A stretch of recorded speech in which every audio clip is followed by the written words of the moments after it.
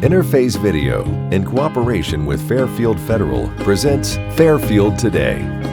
Brought to you by Fairfield Federal Savings and Loan, Fairfield Medical Center, Fair Hope Hospice and Palliative Care, the Frankie Smith Funeral Home, Fairfield County Adam H., Dagger Law, and the Fairfield County Board of Developmental Disabilities. Hello friends, and welcome to Fairfield Today. Paul Jasson, your host. Thanks for joining us on as we tape today. Just a beautiful day in downtown Lancaster, not a cloud in the sky, sunny, nice, kind of almost a fall feeling, even though we're still kind of officially in summertime here. Kind of a fall feeling outside, a little cool, kind of makes you think you know what's coming ahead here, and we won't get into that yet. But anyway, it's a beautiful day in downtown Lancaster, and thanks for joining us on Fairfield Today. One of the entities around the city that we've had folks on to talk about for many years now has been the Lancaster Public Transit. Well, it's undergone some changes, and one of those, it's not Lancaster Public Transit anymore, it's Lancaster-Fairfield Public Transit. What does that mean? Well, we're going to find out. We've got the guy on to tell us about that. We've got the Transit Director, Aaron Kennedy. Aaron, welcome. Thank you, sir. Thanks for joining us, coming on Fairfield Today. First of all, you're the Transit Director. You're the big kahuna now of LFPT, Lancaster-Fairfield Public Transit. So how about a little bit about yourself? You a local boy? Grew up in Cincinnati, but I live in Amanda now. Nice. Yeah. So you like it out there? A little different from Cincinnati, huh? It's a little different, yes. Yeah. I love it. I love the area.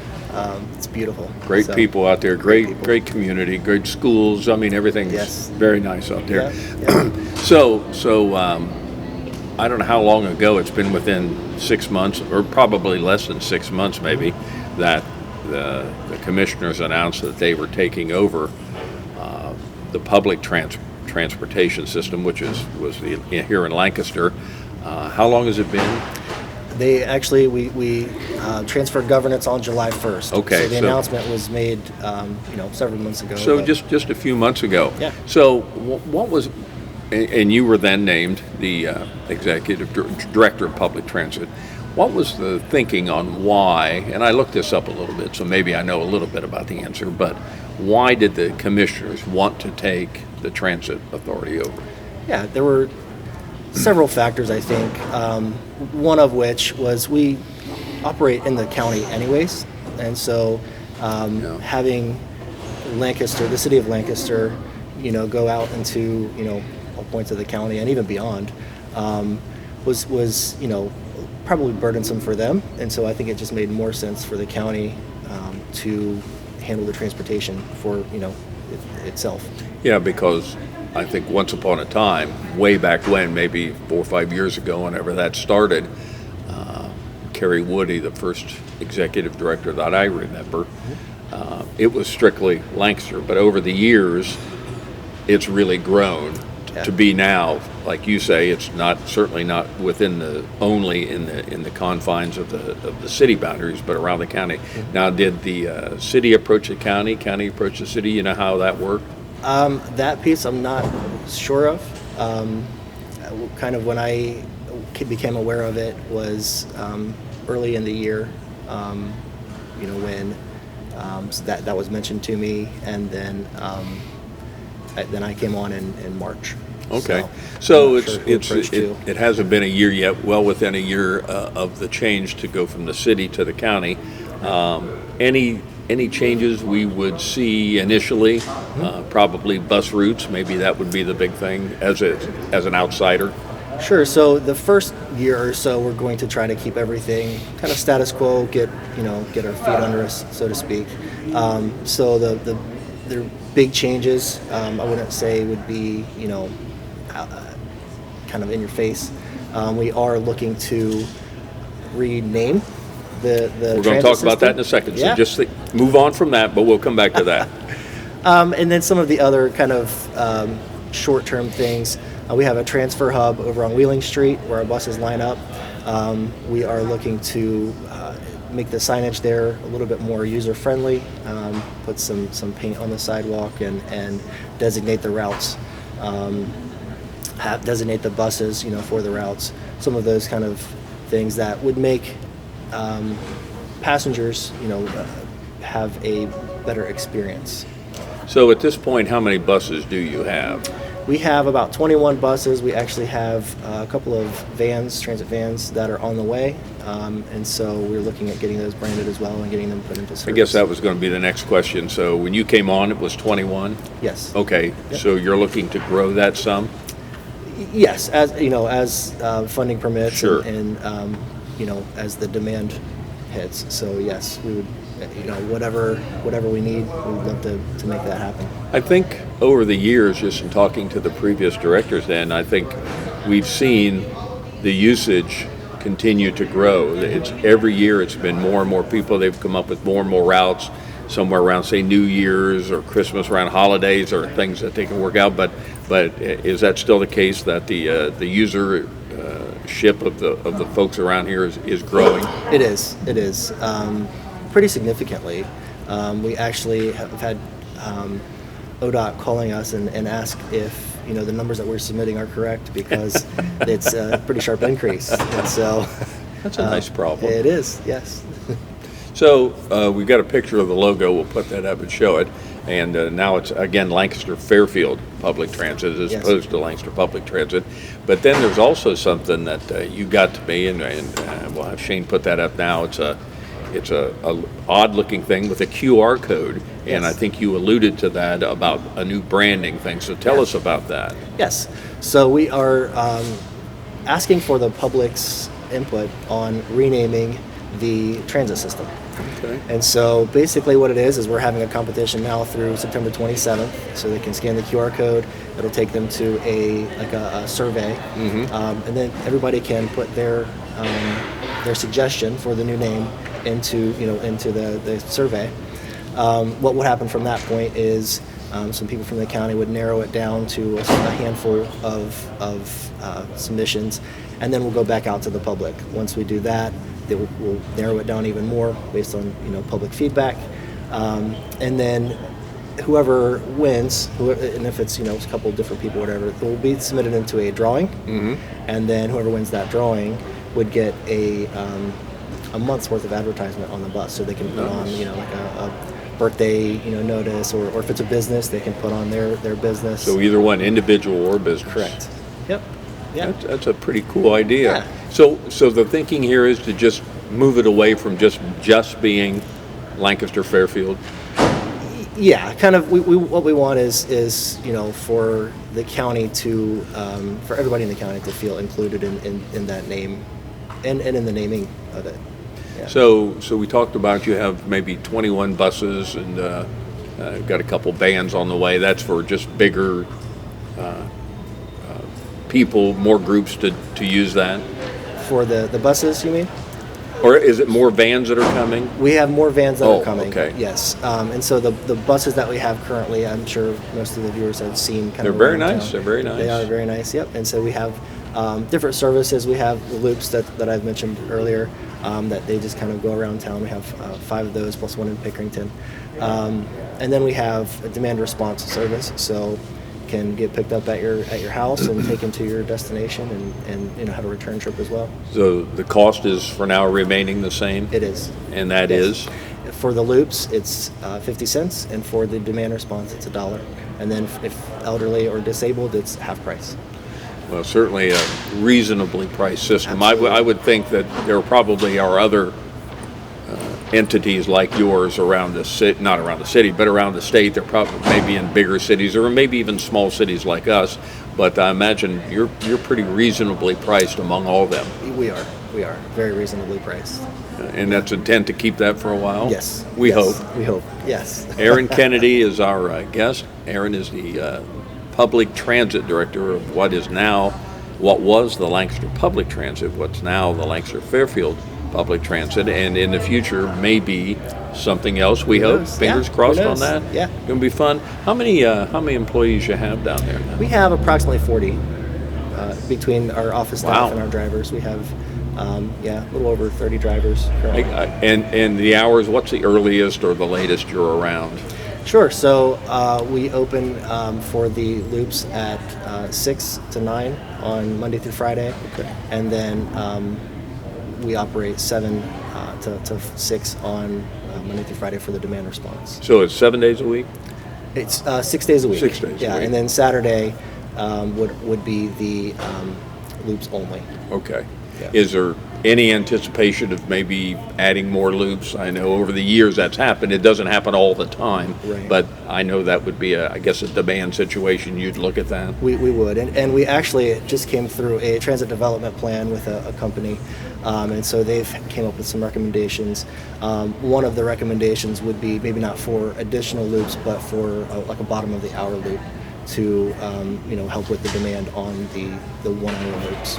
So the key is to, as we showed the little QR code branding thing, locate that. That's on your website, I'm sure. Yes. Yeah. Yep. Okay. Look that up and get your thoughts in there if anybody has an idea what they might like to do. It might be able to talk about your kids or your grandkids' birthdays on the side of a bus going around town. That'd be pretty cool. Yeah, that'd be and if you exciting. got a business, you can always put that up too. Yeah. So that'll be going on till late September. Correct. Okay. So 27th would be Very the final good. day for that. Erin Kennedy is the director of the Lancaster-Fairfield Public Transit. So welcome to the community here. Thank you, sir. Nice to have you here. We anticipate great things. We enjoy talking with you a couple times a year as things happen, and around holidays when you kind of do different things and Yes. things pop up, and you're kind of always there in the corner of the city and now the county. So congratulations, good luck. Thank you, sir. And your boss is Rick Sabrak. It is. One of our favorites, and then ultimately to the Fairfield County Commissioners. That's correct. Very good, very good. Well, best of luck with the public transportation. Thank you. Very good. We'll Thank be you. back in just a moment. If you've been thinking about getting a home loan, now is the time. Hi, this is Carrie James from Fairfield Federal. Our experienced lenders are here to help you make your vision a reality. For more than 125 years, we've been helping our community achieve homeownership. Fairfield Federal has convenient online application for your home loan, home equity loan, and home equity line of credit needs. Visit fairfieldfederal.com to get started. Fairfield Federal for checking, savings, and home loans. Data charges may apply, subject to credit approval. Member FDIC, Equal Housing Lender, NMLS number 402612. The reason why I do what I do is I love helping people, and I really love to work on understanding and striving to improve the lives of the people in our community. Being in Fairfield County is having a network of people around you. I am driven by my belief that every individual deserves an opportunity to achieve mental and emotional balance, and I'm very passionate about contributing to that process. Community, connections, collaboration. The Fairfield County Way.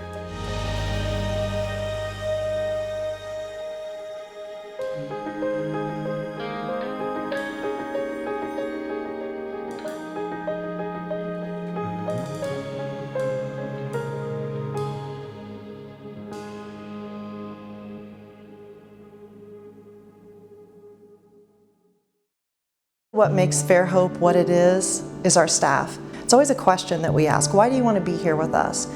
And what they most always say is, you've touched my life this way. You know, you took care of this person, or I've seen what you've done and I want to do that. And so the staff that have been here know what it takes. They've been on the other side. They see what it takes to make someone comfortable, to make the family comfortable, and really what kind of support they need. And so I think that's what really makes Fairhope what it is.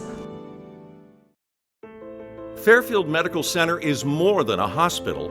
We're a health system that's been putting people first for more than a century. From the youngest patients to the eldest, our compassionate team of caregivers are here to support you through every season of life.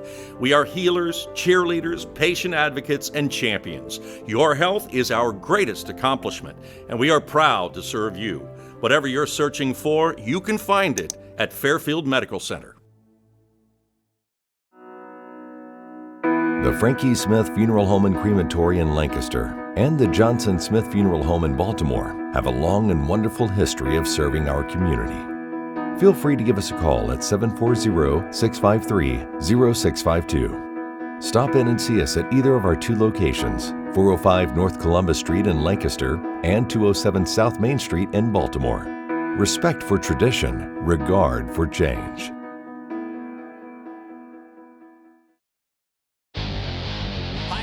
Welcome to the high school football game of the week. I'm Jaron Stewart alongside Parker. Tonight, we've got a great one for you. The Blue Carroll Bulldogs. Those great week of practice. Even in the rain and the weather, we had a great week of practice. Schneider, lots of running room to midfield. He's gone. Ryan Schneider down the near sideline for a touchdown for the Aces. We have a hold on the offense, number 20. That penalty will be declined. They'll bring up fourth down. We're going to give you this game ball here because you're a Tiberios fan of the game. And thanks for being here, Jacob. Thank you. The Polar Bears are your OAC tournament champions, first time since 2009. What an exciting finish for the Ohio Northern Polar Bears.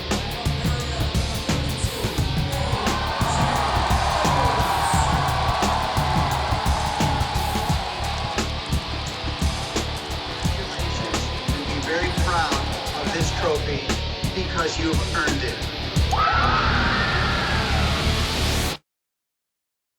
Welcome back to Fairfield Today. Appreciate Aaron Kennedy stopping down, learn more about what is now the Lancaster-Fairfield Public Transit. So get on the website there and look that up. There's a chance you could win a nice prize if you're either an individual or a business with the renaming, rebranding of that. Something that's been going on around Lancaster and Fairfield County, and again, it's not only Lancaster, but certainly Fairfield County, is out at our very fine airport out by Carroll is the Historical Aircraft Squadron. They've got their annual Hangar Dance. That's always a big, exciting time, one of the big moments for certainly them in the course of a year. And we've got the guy to tell us about it, Kip Kelsey. Kip, welcome. How you doing? Good to see you, Paul. Everything good? Perfect. Getting geared up for the dance? It's a big event for us, Paul. It is. It's our main 28th annual. That's remarkable. Yeah. I mean, when something works, I guess you don't change it much. Well, it's a big event for us because we're a nonprofit, so Is this your only fundraiser, really? It's our biggest one. Biggest one, okay. Yeah. We have a couple, but this certainly is the money maker for us. So it's the Historical Aircraft Squadron out there at the Fairfield County Airport. You know where that is out there near Carroll. It's the 28th annual USO Hangar Dance. We'll talk more about what that means. But it's a Saturday, September 14th. So coming up real quickly now this weekend. Yeah, this Saturday. Are you got all your ducks in a row? We're working on it, Paul. Yeah, well, you never know. But this isn't your first rodeo, so you've done this before. You've kind of got it down, I suspect. Yeah, pretty much. Yeah. There's always the curve that you never expect. Well, it got a beautiful place out there. Hangar B at the Fairfield County Airport, the Historical Aircraft Squadron. Now tell us about your Historical Aircraft Squadron. What do you folks do? What do you try to promote? Paul, it really goes back to trying to restore, keep flying, and the memory of all those people that served, particularly in World War II and Korea, so they don't forget what that was all about and the sacrifices that were made. So the equipment, the planes, the cars, the trucks, we try to keep them going, and so people come in and really do a hands-on. This is what they were driving or flying during that conflict. So how many members are in your club out there?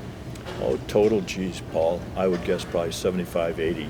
And then you probably, out of that, you probably have just a working core group of people that kind of... Yeah, there's probably 40 or 50 that 40 or actually... 50. Because you're always restoring things, you're always putting things back together, and tear them apart or putting them back together. What do you got going on? What do you got going on out there now, do you know? Yeah, we have, it's a 1947 aircraft that was used as a spotter, forward air controller that we're restoring. And that's our latest project. Wow. And so it'll take about a year and a half to put that together. It's probably hard to find parts for those now. I mean, you just can't go on eBay probably and say, give me a 1947 window for Napa doesn't usually carry a lot of these things that are 70 years old. I'm sure you've tried. You can't go to Walmart and get them. They're not that easy to run across. So I would imagine restoration, just like on cars, although cars are probably is a little bigger field of things to pull from, but probably it's a rather small area where you can order things or get things made. Yeah, you manufacture your own sometimes, but you'll be surprised at the little boutique shops that have bought over the years parts from various sources. And they make a little cottage industry out of reselling these parts. For example, I needed a spark plug that was very unique to an airplane, and I thought I was out of luck. And come to find out, there was an old gentleman who bought the entire lot of old spark plugs that they don't use anymore. They used to use them in P-51s and bombers back in the day, but he bought cases and cases that the government was just getting rid of. They had no use for them. So he has a warehouse full of this stuff, and now they're like gold. And I'm sure you keep him on speed dial. I do. I bought a bunch from them. Yeah, when you just don't order one, when you get them, you know you're going to need them. Are those pretty common among planes of that era? Yes, that era. Yes. Now it's all jets. Sure. So again, it's the Historical Aircraft Squadron. It's their annual, 28th annual, that's remarkable, USO style hangar dance. It's out at the Hangar B out at the Fairfield County Airport. And something that certainly caught my eye, you do this upright. Your group really knows how to put this on. It's a cool thing, the way everybody dresses and kind of gets into the feel of things right there. But perfect for the evening. You have the nostalgics coming in. There could not be a better group for you. Yeah.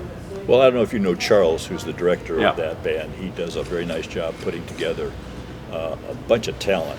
Yeah. And, they do the swing style. And I'm surprised nowadays, these young kids, I mean, I'm talking young 18, 21s, 25-year-olds, are starting to get back into the 40s and 50s style music, the big band era. Full cycle. And it's coming right back. Yeah. So I hope that'll spur some interest in some of the young folks coming out to see us. I guess that was going to be kind of my next question. Are most of you, the folks in your organization, have a little gray hair, or do you have Gee, I don't know, Paul. I might resemble that remark. But anyway. Do you have some young people that are in the group too, which is always encouraging? Last year we had quite a few. Good. And I think as I say, the 50s, 60s style music is coming back. We expect more. So we're getting a better blend. So how often does your group meet? If somebody wants to get information on, maybe interested in joining or finding out more, how would they do that? Every Wednesday and Saturday we're open. At the hangar? At the hangar.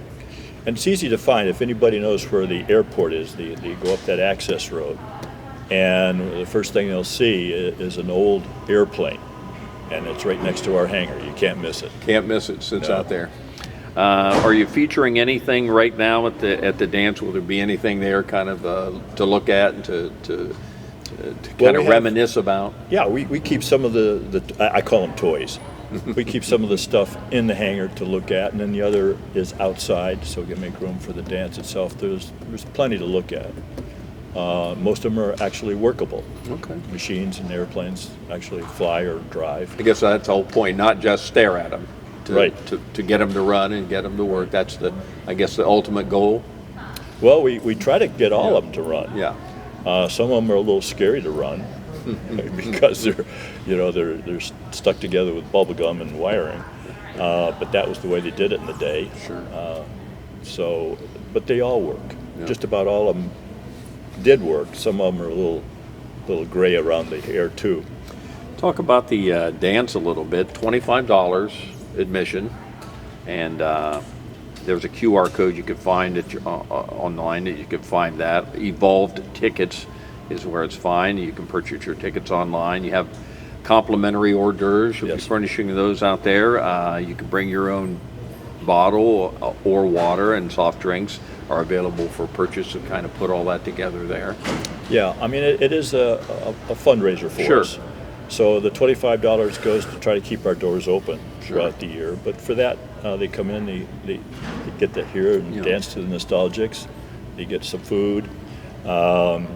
We also have door prizes, 8 door prizes, and they're not trinkets. They're good. In fact, I bought them, and I can tell you this, that the way I picked them it's something I want or would like to have. It's a good way. And I thought, well, if I would like this, maybe someone else would. So they're good prizes. And then we have the 50-50 raffle where they buy tickets and then we split whatever it is.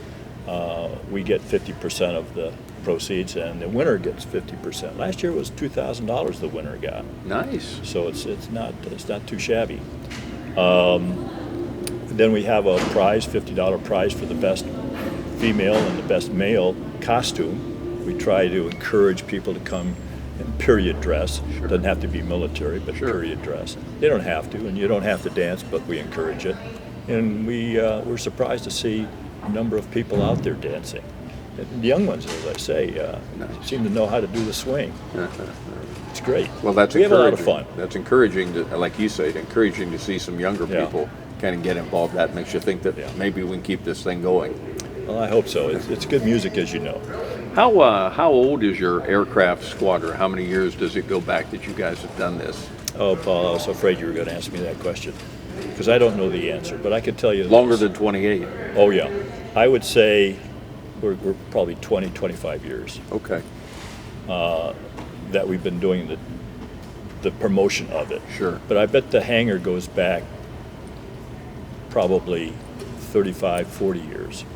It started out with no hangar.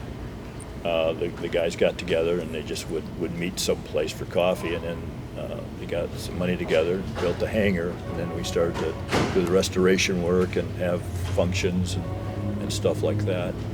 And then it's just grown over the years.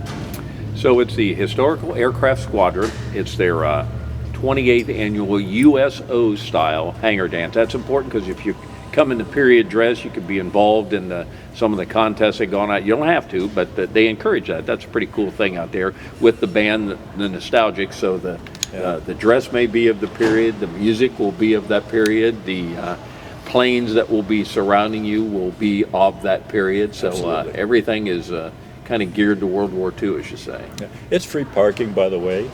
And just so your audience knows, USO kind of preceded Bob Hope. Bob Hope, of course, during Vietnam, went and entertained the troops. Sure. USO during World War II, they would go and it's called a hangar dance because they would go primarily in England and take the airplanes out of the hangars and then invite some of the local females, the women in town, to come and dance with the servicemen, and it gave them a reprieve from the war, and it gave them a little sense of home. And so that was the way it was done back before Bob Hope. Well, so we try to emanate that. Even when I was in the 70s, the USO would come to your unit. That was a big deal. Yeah. I mean, they would come, they would bring, again, some fresh faces, some girls in the group, and it was just kind of nice to see some outside people, not just the same folks around every day. Exactly. So USO has always been a big part of the military. It still is. All right. Kip Kelsey is with us. He's promoting the Historical Aircraft Squadron's 28th annual Hangar Dance. It's this Saturday, September 14th, 7 to 10 p.m., rain or shine. Right. Going out there. And there's a dance lesson between 6:30 and 7. Might be important. If You anybody guys wants think to, of everything. If anybody wants to come out and at least learn a step or two, You teaching 6:30, that? we teach it. You I teach don't it? know. Oh, I thought maybe you but did. I do get out there and shake it a little bit. That might be worth the price of admission. $25 to get out there. I was going to say, to see me shake it, it's worth $25 to anybody. Kip Kelsey with the Historical Aircraft Squadron. Best of luck out there. We hope Thanks, it goes Paul. well. It's always a fun event. Good luck with it. Well, I appreciate you having me on your Sure, show. thanks. Kip Kelsey with the Historical Aircraft Squadron. Thanks for joining us on Fairfield Today. Interface Video, in cooperation with Fairfield Federal, presents Fairfield Today. Brought to you by Fairfield Federal Savings and Loan, Fairfield Medical Center, Fair Hope Hospice and Palliative Care, the Frankie Smith Funeral Home, Fairfield County Adam H., Dagger Law, and the Fairfield County Board of Developmental Disabilities.